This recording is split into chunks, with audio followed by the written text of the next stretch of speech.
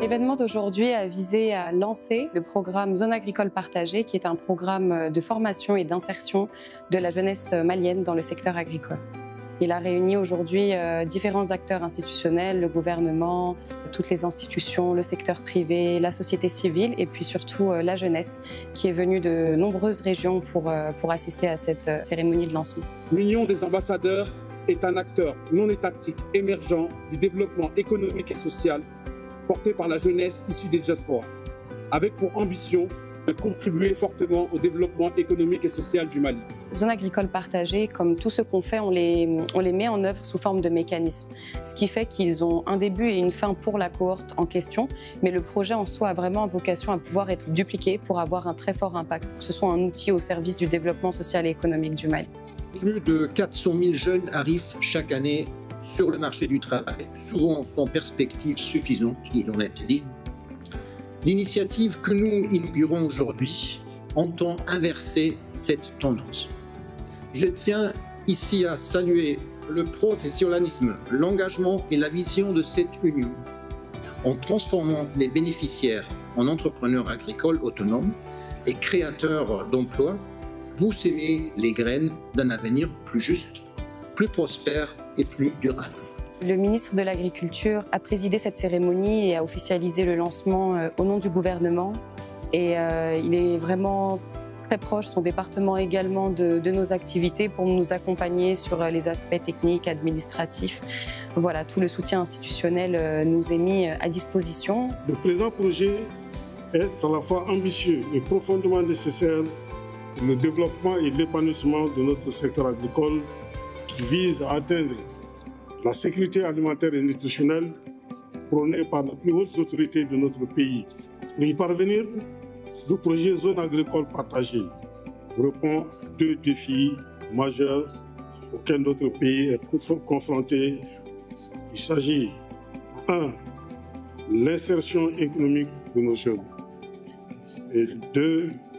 La dynamisation durable de notre secteur agroalimentaire. Vous êtes bien plus que des bénéficiaires. Vous êtes des architectes d'une agriculture tournée vers l'innovation, vers la création d'emplois, vers l'autosuffisance alimentaire et la souveraineté économique de notre pays. On construit ces projets toujours de pair avec le gouvernement. Et notre marraine Oumou Sangaré, qui depuis les débuts ne fait jamais défaut à nos événements, à nous soutenir, elle porte déjà ces messages depuis toujours.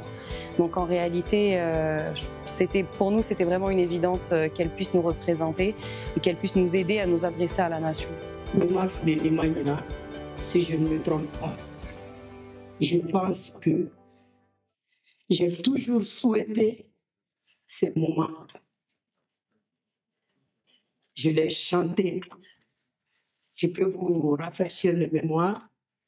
C'est moi qui ai dit Ko andia atamadia esingoe andia malideu tamadia esingoe kumanaka yoba faji kumanaka yo kerimonono idia Badeni andia malide nyumano alaimale ponya ikanandoya aikanang konoro kumadu fanada andia tamadia seginko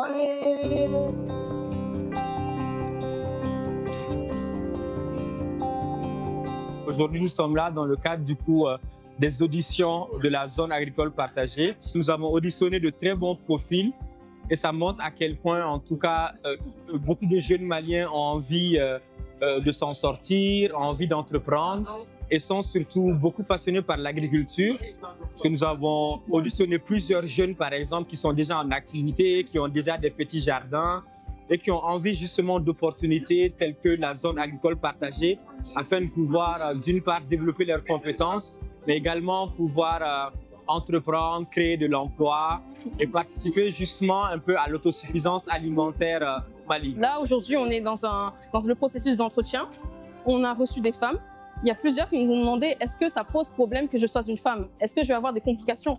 Est-ce que je vais être intégrée? Donc nous, notre devoir, c'est de les rassurer. Nous-mêmes, nous sommes des femmes qui sommes dans le domaine agricole et vraiment, il n'y a aucun problème. L'agriculture, c'est vraiment un domaine qui est très important dans un pays. Nous ne sommes pas autosuffisants ici au Mali. Donc il y a beaucoup d'opportunités dans ce domaine-là.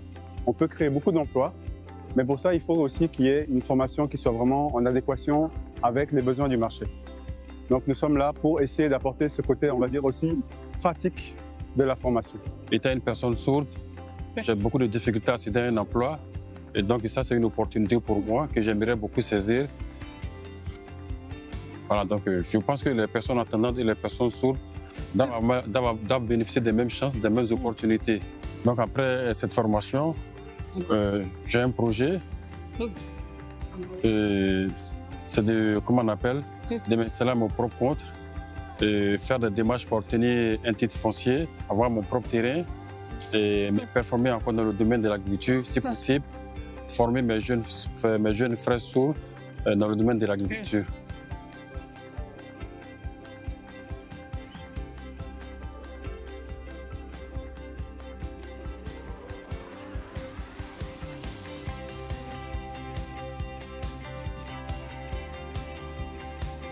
La formation va se passer en internat pendant 2 ans. Donc, Inch'Allah, dans 2 ans, on devrait pouvoir voir les premiers jeunes sortir de la zone agricole partagée.